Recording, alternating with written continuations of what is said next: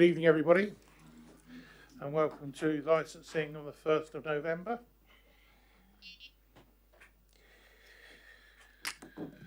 There are no fire alarms scheduled for this evening, therefore if the fire alarm sounds, please evacuate the building immediately.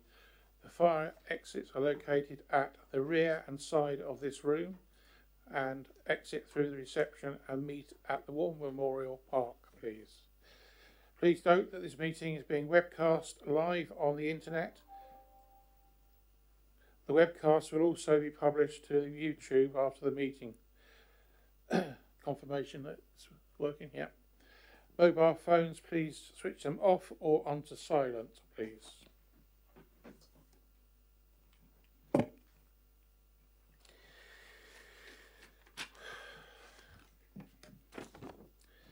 Apologies for absence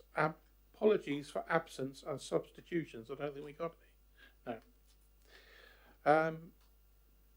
I would just like to say welcome to the new members for this committee. And if I can't pronounce your name or get it wrong, please do tell me.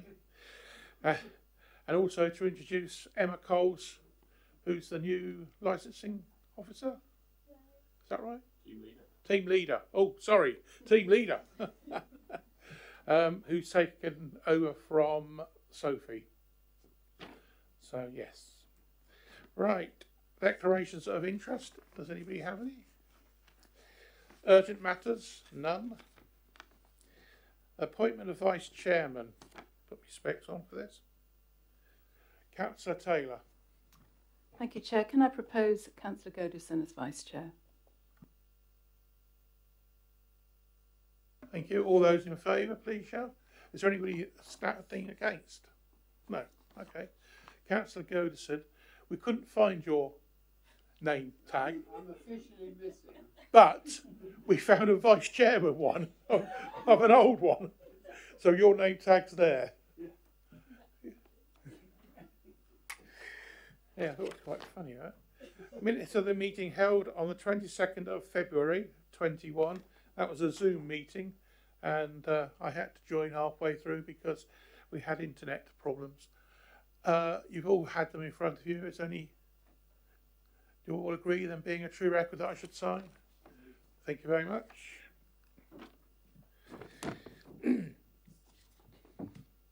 A statement of principles under the Gambling Act 2005 report.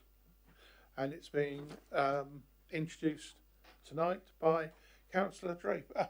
No, Robert Draper. Sorry, I didn't mean to demote you.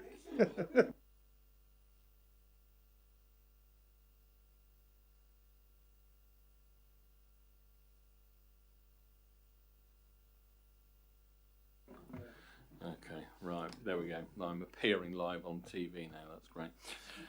Okay, good evening, councillors. Thank you for attending on what is the first of our really dark evenings now, isn't it? It really felt quite sudden this evening when we came in. Right, we've got a number of areas to go through this evening, three particularly. I'm hoping for an evening of dull tedium rather than too much excitement, because I don't think we've got anything that's too exciting on the agenda.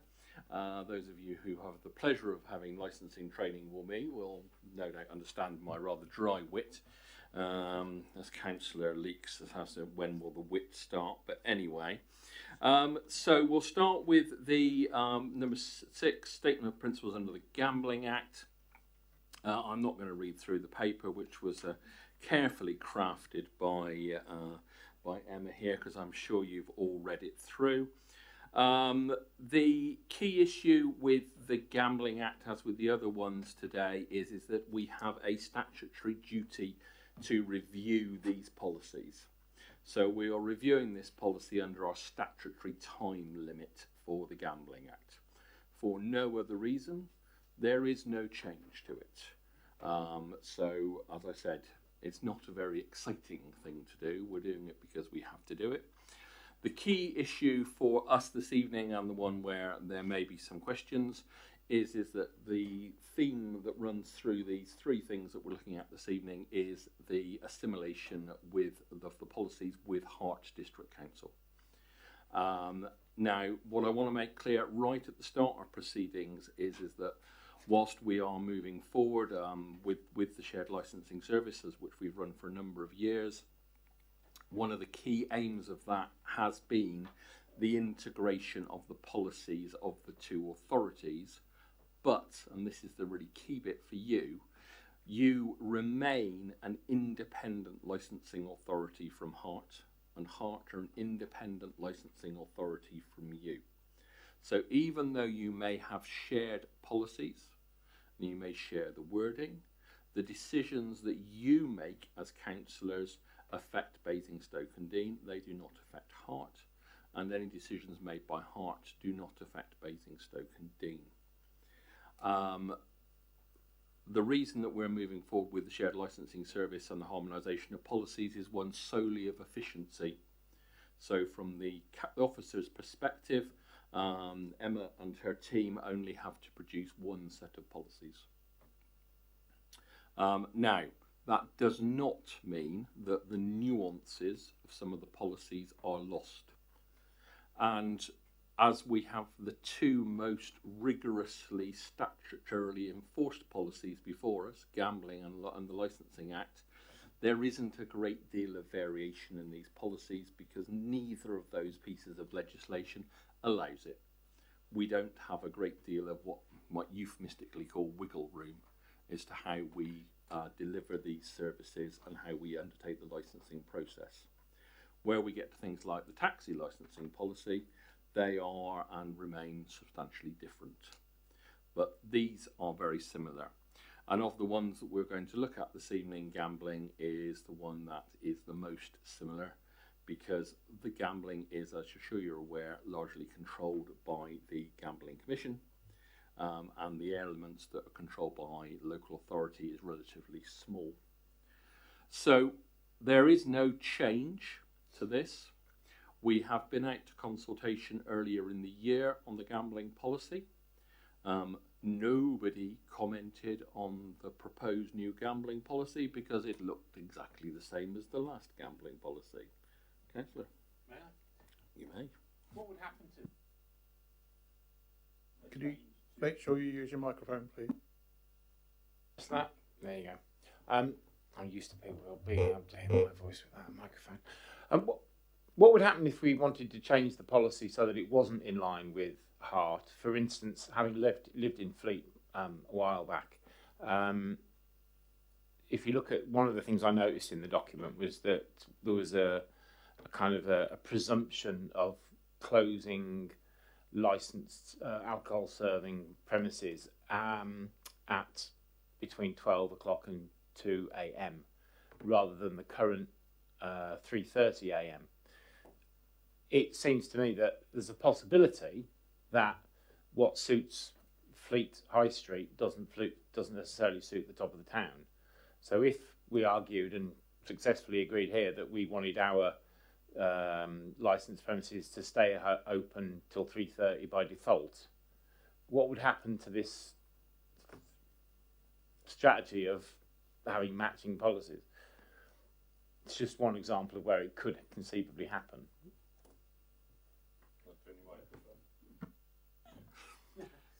You're too late. It has happened. The policy order reflects it. We're on the gambling policy at the moment.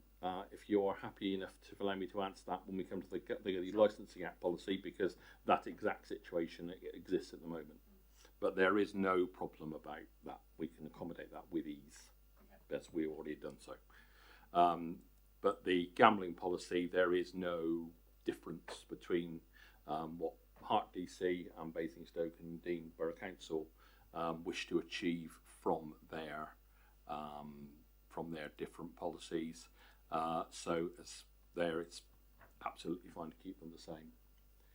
In fact, the policy that you have before you is the established Basingstoke and Dean one, and this is a policy that actually I introduced at Hart a year or two ago.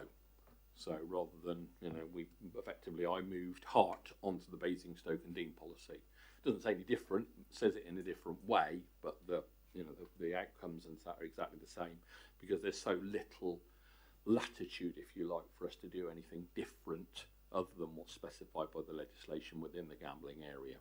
Does that make sense? So it may look slightly different, it may refer to Hart in some areas, but the reality is this policy has remained unchanged now for the last 2 iterations, because there's been no legal requirement to change it. And I don't think anybody has approached us from the trade or from any other mechanism to request any changes either. Any questions? Yes, Councillor Tate. Thank you. I mean, this is just a matter of interest, really, because you're in the know, obviously. There's been a lot of publicity about gambling, especially online, where obviously there's a lot of addiction, and I think that's on the increase. And I've been reading for quite some time now that they might be expecting a new Gambling Act imminently. Do you think that's likely to happen? And if so, then we've really got a lot of work to do, haven't we? What's your knowledge on that? Yes, Councillor, there is talk of amending the gambling legislation with regard to online gambling, which is where the industry has moved to lock, stock and barrel over the recent years. The days of sort of high street betting shops looked to be numbered. Then we had the lovely high stakes machines that came in, and those have now largely been legislated out of existence, and now we very much move online.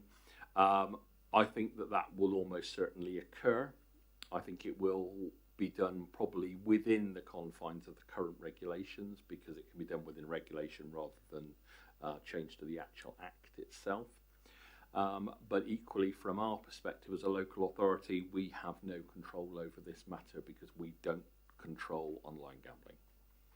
So, and this is why for local authority level of gambling control, we sail serenely on, really, because where the growth areas are, where the big areas, lotteries, online gambling, those are the sole control of the Gambling Commission.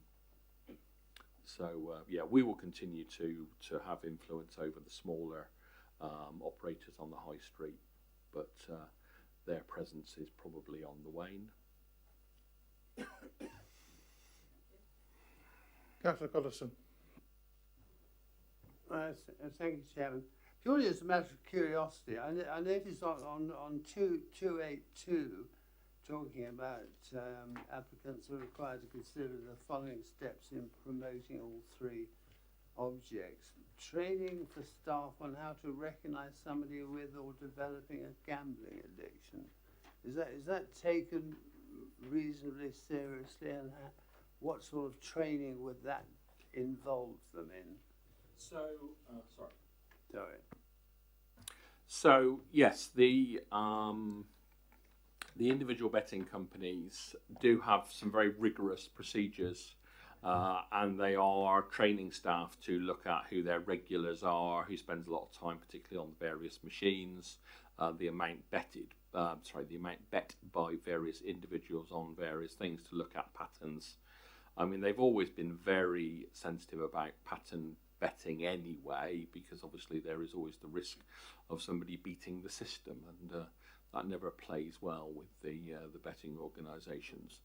But yeah, there is obviously, as you know, the when the fun stops campaign that you see across all the gambling adverts these days, and there is a lot more pressure within the industry to deal with problem gambling. I do feel that there's a fundamental tension there for the industry, but that is one that the industry has to resolve. As a licensing authority, we do not consider individual training regimes for staff, but we do check up on whether staff have done their training.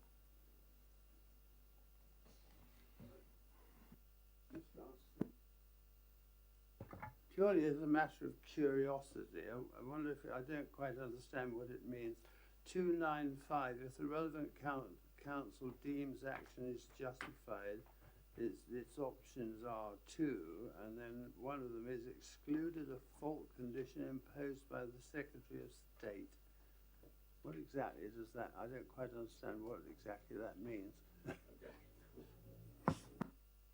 So, as I said, the situation with gambling is that most of it is controlled very centrally.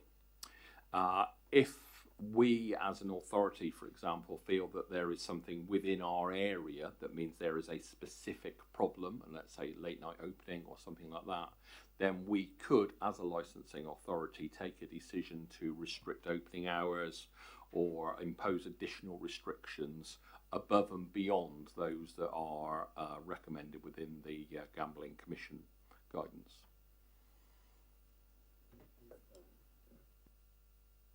I hasten to add that we have no real indication that that's required within the borough. Any more questions to the officer? Debate? In that case, can I move the recommendation that's on page 11? All those in favour, please show. Right, thank you. Right, moving on to statement of principles under the game. No, we've done that. Draft statement of licensing policy report. Thank you, Chair. I come back to answer the councillor's question at this point in time. So again, this one is where there is some visual change to the policy. It looks a little different because there are sections in here that reflect the differences between the two authorities. And you'll see that Emma has spent a considerable period of time going through and putting all the various links into the different authorities, which keeps the thickness of the policy down to a slightly more manageable level, but points applicants and interested parties in the relevant direction. It doesn't alter the legislative thrust of the document in any way, shape or form. So you will see in there that there is a difference in the treatment of the High Street in Fleet and the top of the town and the town centre within Basingstoke. I don't know if Councillor, if you have the page numbers in front of you there. I think that was page 66, 67, somewhere around there as well. That might not be right. I have the blessing and the curse of an electronic copy, so yeah. Just want to make sure it's the same one as in the paper copies that councillors have. Here we go. Yeah, page 69, top of the town, Basingstoke. Thank you. So there is a difference in the treatment there. Yeah. We haven't changed this in a while. I think it would have to be said, Councillor Taylor. I think this was last reviewed under your guidance and stewardship. But again, we haven't had any significant issues here to require any particular change. In fact, if anything, the number of late night premises within the top of the town has diminished in recent years rather than increased. That doesn't mean to say the number of licensed premises has decreased, because actually it's pleasing to see that we've got some new faces to fill some of our previous gaps through the COVID pandemic, which is a positive sign. But they are not particularly late night venues and fall within the normal licensing remit, as it were. So again, I recommend the policy to you. There's no substantive change from a Basingstoke perspective within it. It has just been merged in with the Hart policy. Councillor Donoghue.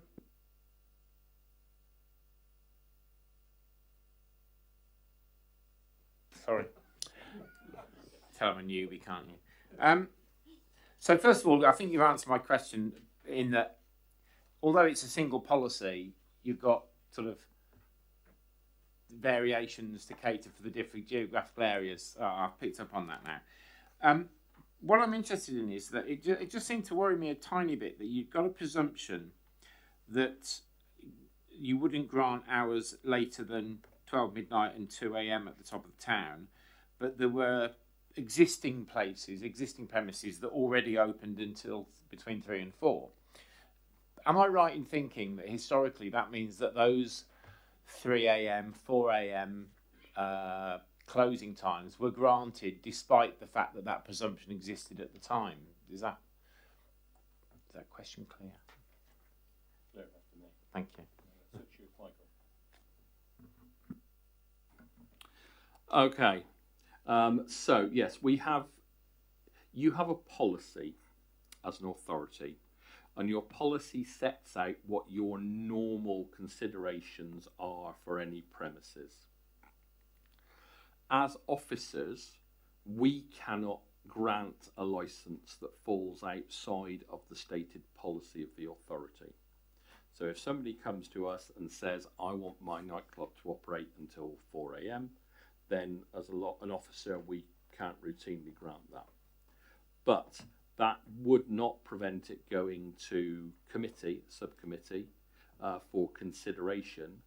And at that point in time, you as a subcommittee group may decide that that individual application, and every application has to be considered individually on its merits, may be capable of being operated in full accordance with the 4 licensing principles up until a later time in the evening.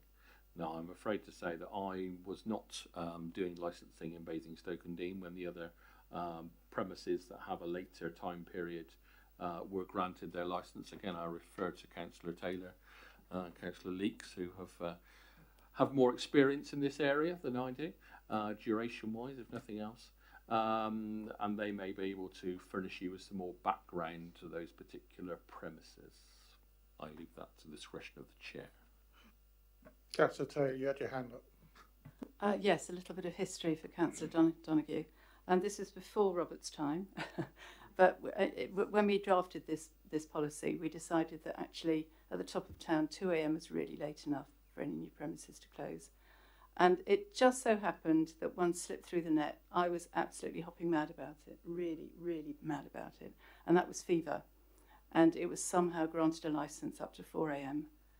almost as soon as our policy had come out. So this is not going to happen again. If anything contravenes our policy, then it has to come now automatically to a committee so that we can have a hearing and as councillors make the decision whether or not we're going to make an exception for them. So that's a little bit of history. Nothing's happened since then, I have to say. All good since then, but we still live with a legacy of fever. I didn't know such times it existed. I'm getting old. Yes, Councillor. Thank you, Chairman. Councillor Taylor probably has a much better memory than mine on these issues, but I do remember that quite fairly recently, I mean within the current financial year, we had a subcommittee at the top of town where we actually ended up granting the licence until 3 because there was another licence in the area which went on till 3 when we actually... It's up to the subcommittee to do that. Hmm? It's up to you, that's up to the subcommittee. No, but you were on the subcommittee with me and yes. And we ended up granting it, but we wanted to grant it to end at 2. And we were led to believe that because there was another licence quite close down the road, which had one until 3, we couldn't insist that it ended at 2. I presume that once this has been accepted by the Borough Council, full council, we will be able to insist that it ended at 2. Sorry. Councillor Taylor. Yes, if I could just say the important thing is that it comes to a subcommittee. It doesn't just go through automatically. And then it is up to us to decide. And obviously, if we're turning out everybody at 2 o'clock in the morning, that's not going to work very well for dispersal. But the important thing is that it won't automatically go through without coming to a committee so that we make the decision. Thank you. Any more questions to the officer? Yes, Councillor. Yeah, just on this issue. So if, as we've got someone opening late in the town, can it be rescinded or does it need to have a problem to rescind it. Let's put it that way. Yeah, so the Licensing Act is a very flexible piece of legislation with that regard. So any licence can be called in for review, and a review may result in the changes to the conditions of the licence, whether that be what licensable activity is undertaken, the hours of that, sale of alcohol, no sale of alcohol. But those changes, as you so correctly surmised, would be based upon the existence of a difficulty or an issue or a persistent breach of the licence. We can't just go, we don't like Fred Smith's operation on 27 the High Street, we're going to rein him in a bit. It doesn't work like that. But if Fred Smith's operation is persistently selling to underage drinkers or persistently failing at breaching its hours, then that can be called in for review and a change can be made. One of the reasons I ask is we've been looking at Top Town, obviously revamping it, but also we're now looking at putting houses, flats, or whatever, people living in the town, and hopefully in some time to come, there'll be more people actually living in the town as there was years ago. So therefore, would you want to live in a town that's open, unless you're young, I suppose, till 3 or 4 o'clock in the morning? That's why I asked the question, but I get your point. Until we get complaints or something like that, we won't be able to move it, I assume. Just to add to that, there's recently, last year, been a change in the legislation which puts a presumption on existing use in mixed use areas. So, for example, if there is an extant nightclub and then somebody decides to build flats next door to it, the pressure would be on the developer to ensure that the flats are of a suitable noise acoustic attenuation level that the nightclub could continue to operate, rather than the nightclub being curtailed because flats have appeared next to it. So, as I said, it's been as a clarification of the legal position within that regard. Councillor Phillimore. Yeah, hi Rob. The main event in God's Own Village is Carfest, of course. Does that come to the committee, or is that officers looking after that? So, Carfest has a licence. It's a large licensable activity. If it stays and doesn't make any changes to its licence, then it will not come under the consideration of you as a group of councillors. Because provided it works within the licence, it can work within the licence as long as it likes. That's not to say that there is an oversight of its activities every year, because every year we hold a safety advisory group for Carfest and we look at the activities and we ensure that the plan is suitable for that year. Now, I know that there were some minor issues at Carfest this year that we will consider when we come to the safety advisory group for next year. To answer your question, if there is a proposed change, say they wish to have more people, increase the hours of opening, etc., and those are significant changes to the licence, then they would need to apply for changes to the licence.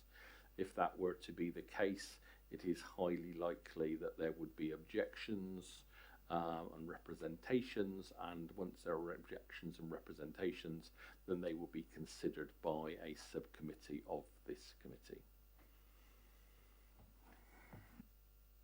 Well, just anecdotally, I meet with the organisers as well as part of the parish council meetings, but I mean, when you said there were a few minor issues, I mean, I was disappointed that police withdrew their support for this event, so they don't police it, and there were some vendors there that had all their stuff just stolen overnight. I mean, that's not really a minor incident to me.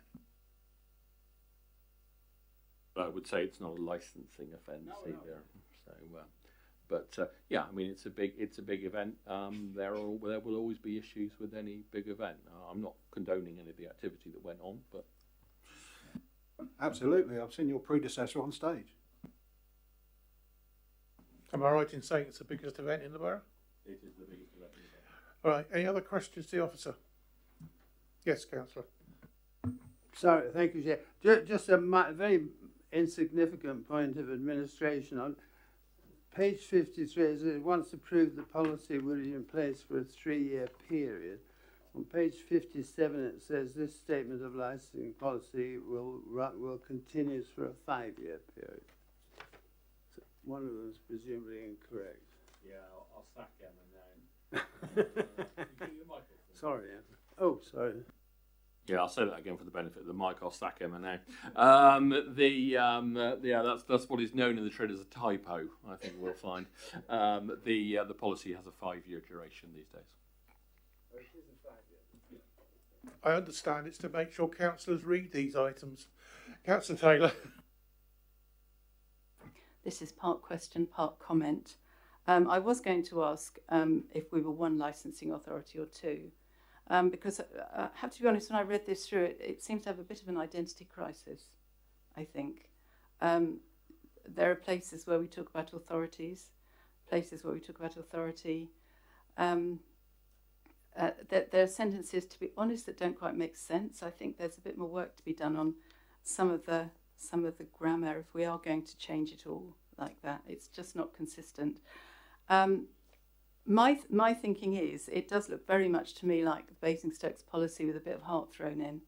And I think if we are separate authorities, can't we have almost identical policies, because obviously we're working together on the same administration, but then tailor it for each area, because Basingstoke is so different from Hart.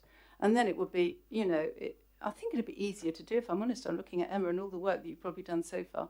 It would almost be easier to have Basingstoke's, which is pretty much as it is. You haven't even got to work on it. And then just do Hart's, which will be the same, but tailored for Hart. But I don't know. I mean, obviously it's entirely up to you what you do. But if we're going to try and amalgamate the two, there's an awful lot of work and grammar and stuff like that to be looked at that doesn't quite read right at the moment.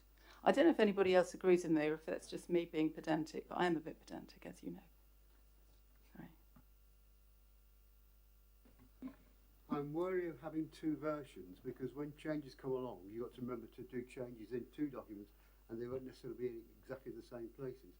So the maintenance of them with any changes that may come through legislation could be more difficult. Not necessarily, but they could be more difficult. Councillor Dollahun. Thank you. Yeah, I agree. And I think that this was the point I was making a little bit earlier.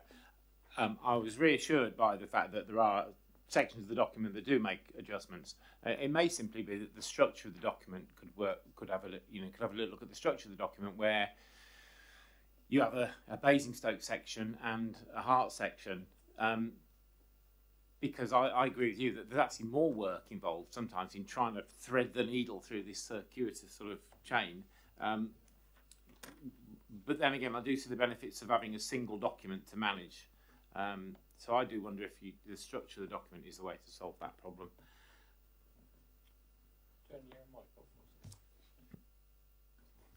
It's a bit like you're on mute. We've avoided that today. Yeah, I think that having written a number of shared policies in the past, I agree with Councillor Taylor. There are some moments where it doesn't flow perhaps as naturally as it might otherwise do.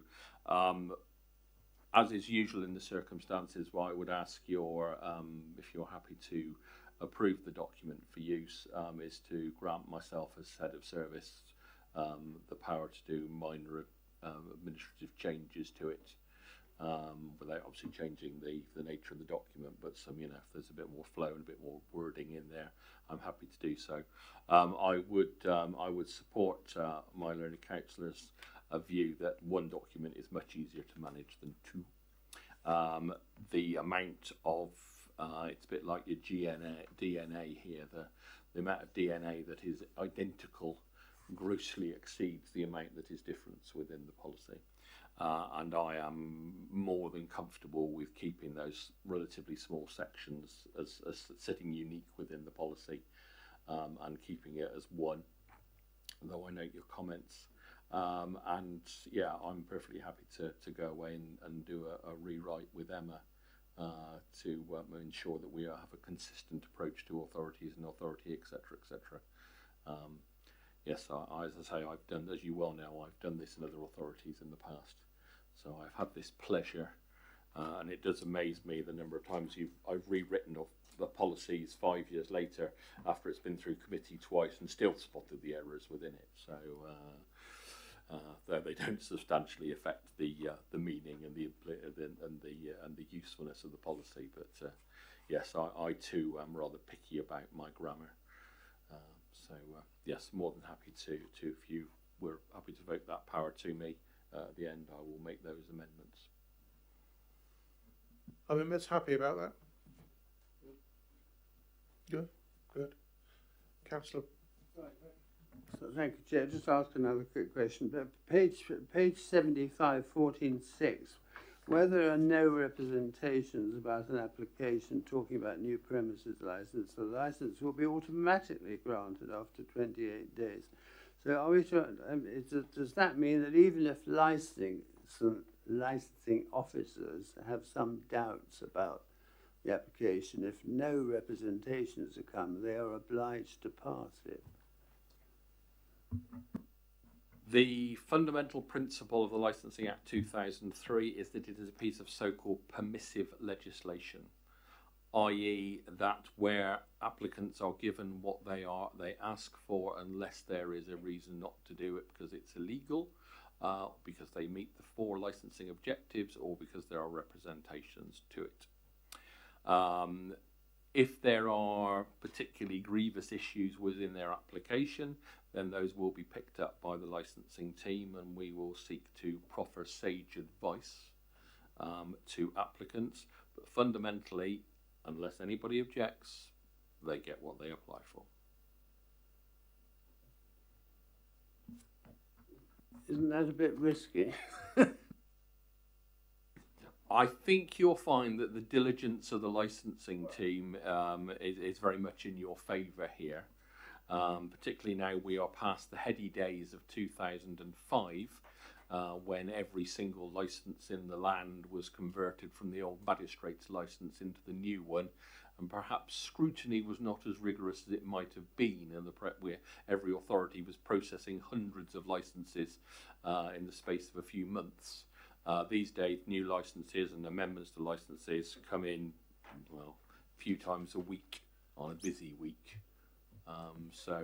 Yes, there's considerable scrutiny of licences these days, and what we do is we work with applicants, proffer them advice, because obviously it's in their interest, the public's interest, and everybody's interest that the licence is well drafted, clear, and does what it's supposed to do.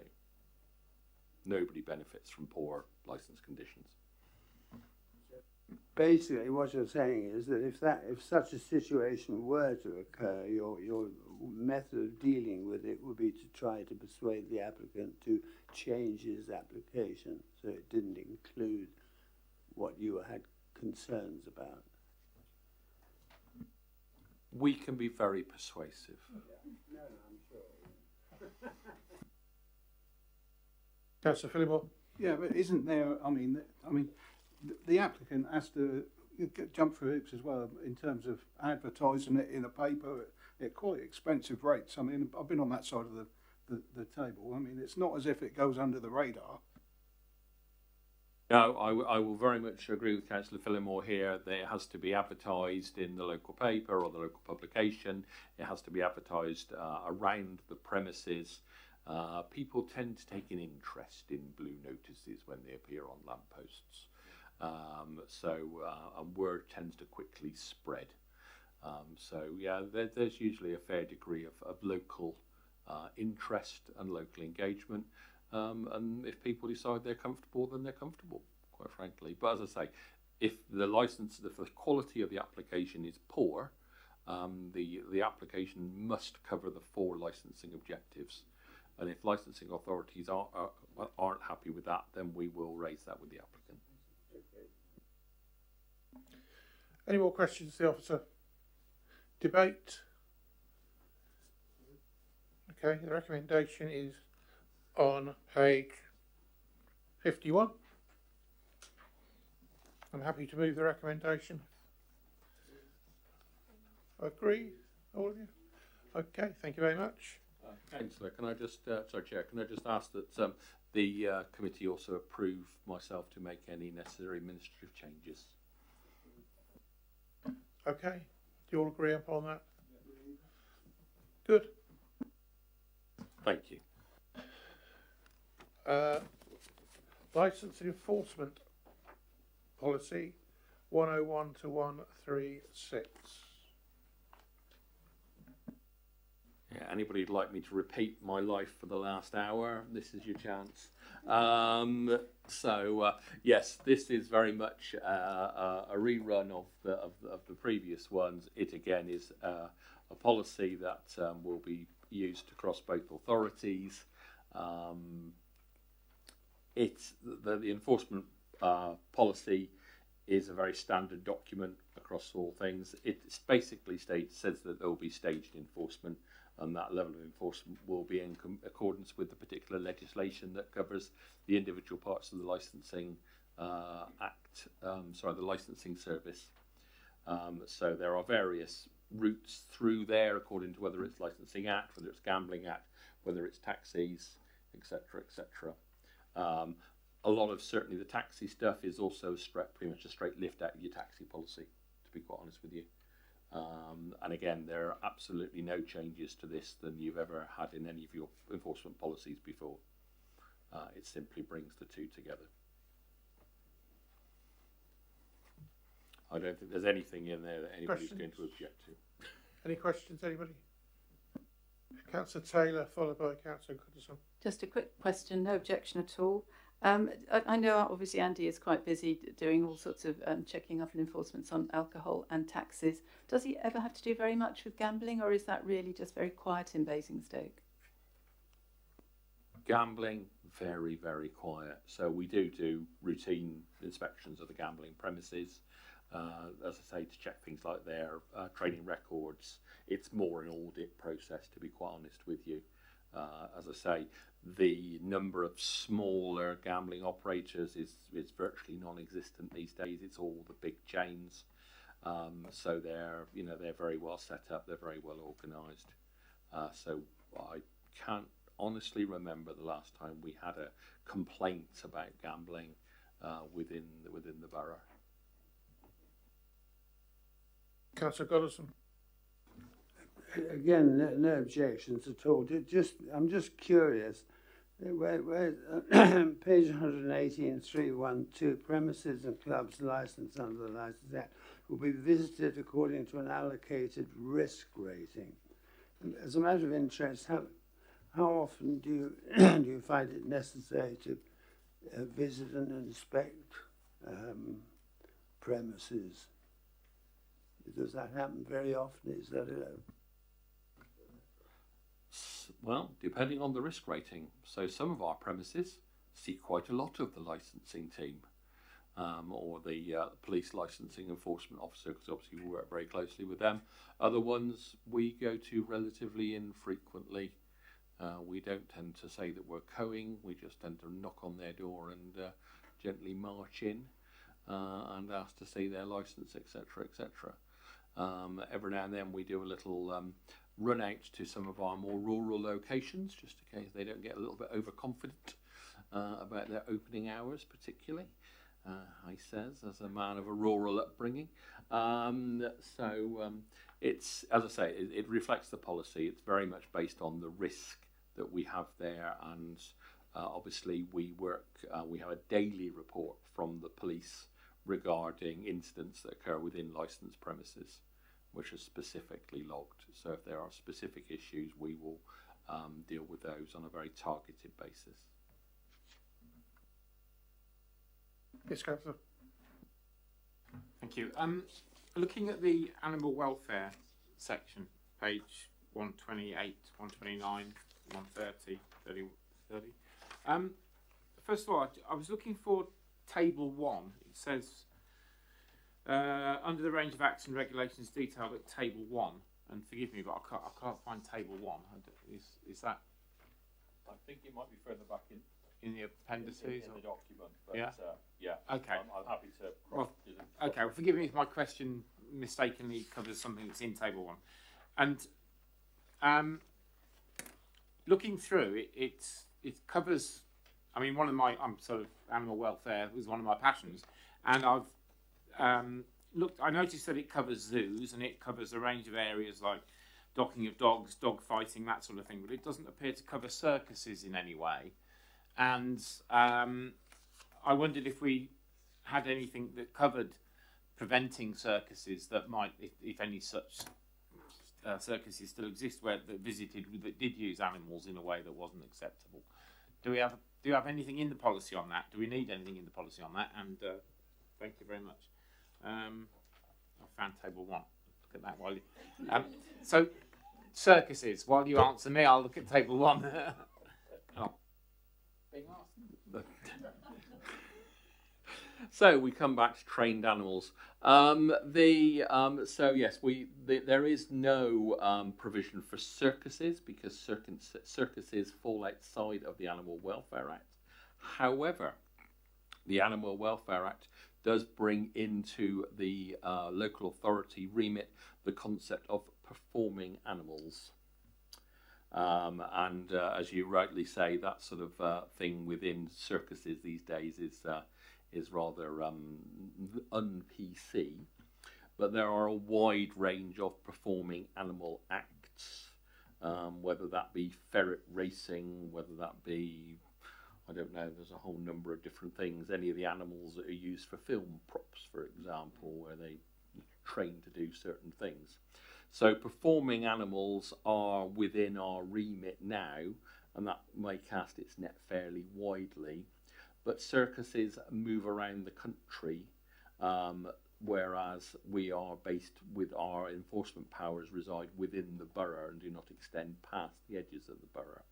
So circuses themselves have a different control mechanism, but premises that were within the borough that do performing animals, I suppose a classic example these days is these birds of prey falconry type centres. Those do fall within our remit, and we would look at the welfare of animals that are kept there and perform there. Thanks. So, if as a councillor on this committee I was very strongly against the idea of allowing a circus to visit Basingstoke that contained performing animals, you know, a chimp, for instance, dressing up and drinking tea, would you have the powers to stop that, and would your policy guide you to stop that? Because I wouldn't want a circus to get away with it just because they travel around the country. And the minute they land in Basingstoke, I would like them to be told that they cannot perform here with their trained. I mean, I can understand there are some trained animals, like the dogs that appear on Britain's Got Talent, that might be deemed acceptable, but there are performing animals that are not acceptable. Your racing ferrets would worry me. So would we have the powers to stop them, and would our policy guide us to that by default?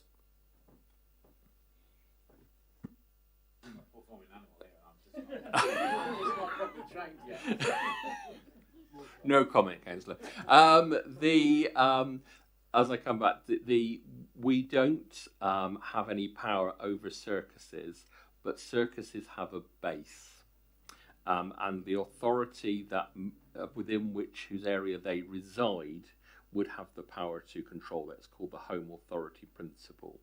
So if there was one, and I really would struggle to say if any of them these days would be doing any of these activities because they're so unacceptable, then it would be a matter for the home authority of that particular circus to be responsible for the welfare of the animals and how they are treated and trained.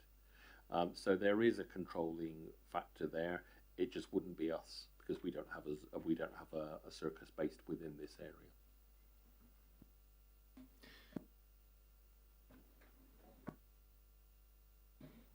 Councillor Jones, were you scratching or did you want to speak? I was just about to say that I always understood we had a policy within the council, not within this licensing, that no performing animal, circuses with performing animals were allowed to go on any of our land to do anything. We're going back a number of years now, and I've never heard it being changed, so it'd be perhaps interesting to find out.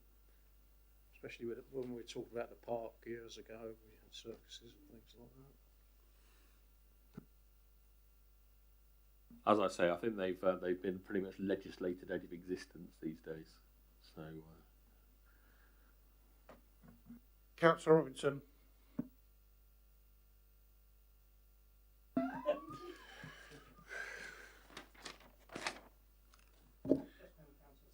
Councillor Kochia, please. Apologies in an angel. It's contagious, but don't worry. Just wanted to ask you, are domestic animals protected under this as well? For example, we got 5th of November, and dogs and other sort of small animals basically get scared. And I was just wondering if any domestic animals were protected under this at all. that's fair. The Animal Welfare Act covers a very wide range. It doesn't specifically protect the abuse of animals within a domestic setting, because the RSPCA has those powers. And also there are good old-fashioned tort laws regarding the dog as a chattel, etc., etc. So there is a level of protection there that we don't automatically have.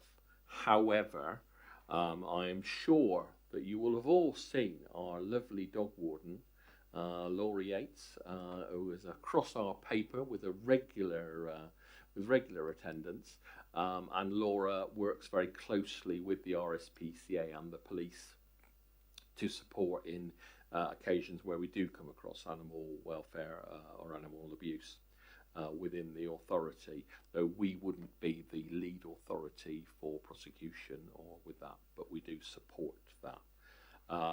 And I believe the authority has just adopted some controls for fireworks within its own land, and is petitioning for fireworks to have a maximum noise limit of 90 decibels, he said, rather than the current 120. But to answer your question specifically, no, we don't deal with domestic animals. They may occur within a domestic setting. So, for example, dog breeders or dog walkers or those sort of doggy daycare type settings. Those will be within a domestic setting and they are licensable. But, Fido the poodle we don't deal with on an individual basis. Thank you. Any more questions to the officer of this report? Any debate? The recommendation is on page 102. Are you happy to move the recommendation? All those in favour, please show. Thank you.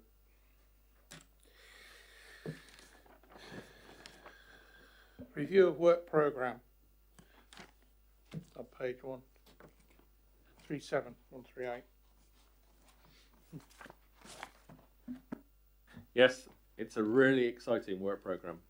It has two things on it: the thing we're doing this evening and the thing we're doing next time. The next licensing committee hearing that's planned in your calendar will be the 7th of February, which will be the consideration of the licensing fees and charges for next year. I'll give you a little heads up. I am proposing that we increase the fees and charges where they are not restricted by statute, which is actually most of them, by 3% in line with the council's stated policy for finances. That the fees for taxis be frozen for a further year to protect the trade. That will cause a budget pressure of approximately £4,000. And the only ones that are the ones that I'm looking at reducing is the reduction of £25 for the animal welfare mid-term inspections, which we're now getting better at. Therefore, we're taking less time as people get used to complying with the new legislative requirements, and therefore we find that they're taking a shorter period and we charge what they cost. So since they're being done quicker, we're reducing the cost. That is as exciting as it gets. But as I say, it's all about pacing yourself, Councillor, I often say. And also we need to look at park homes. You also park? Right. I get all the exciting stuff. Park homes are, for the benefit of those of you who aren't familiar with the term, what you and I might call mobile homes. So we have a number of parks within the borough. The legislation around park homes has changed in recent years. And one of the things that has been introduced is the concept, for those of you who remember your taxi training, of a fit and proper person. And that is applied to the operator stroke owner of the site. So we need to bring in a fit and proper persons policy for park homes. Don't say that when you're drunk. And there is an associated fee structure that comes with that. Not that the fees are particularly large, but again, to cover our costs. Now, we need to bring this in as a matter of priority. I'm afraid to say it's one of the things that's been affected by the COVID pandemic. We've been waiting for some legal guidance on this, which has come through a little close to the date of this meeting. So I discussed with Councillor Leeks earlier on this evening about whether the committee would be prepared to sit in a few weeks' time to hear that paper and to adopt that policy and fee structure moving forward. It's not going to be very exciting and it will be a fairly short meeting. I am just very aware that our next meeting isn't until the 7th of February. But equally I'm aware that the long dark nights are now drawing in upon us. And if it was a Zoom meeting, I'm sure we'd have all chugged through it in a few minutes' time, and that would have been much more convenient for all parties. But I'm afraid that isn't a luxury we have any longer. So I've asked my colleagues in Democratic and say Councillor Leeks to have a little look to see whether we can find some other dates. But I just wanted to see whether you would be amenable to that request. Okay, thank you for that. If we can't find a date, then it'll be the 7th of Feb, but obviously the sooner we get it in, the better it will be. The good news is that park homes ownership in the borough is pretty stable, and we don't have any particular problems with any of our park home sites or operators, so there's no great legislative pressure for us to get on with this, if you like, because we've got difficult site operators. That fortunately isn't the case with us, but we do have a legal duty to get this sorted out. So you join this committee and all the excitement you get from it. Right, that's being that. We have no other business to talk about this evening, and therefore I'll close the meeting. Thank you.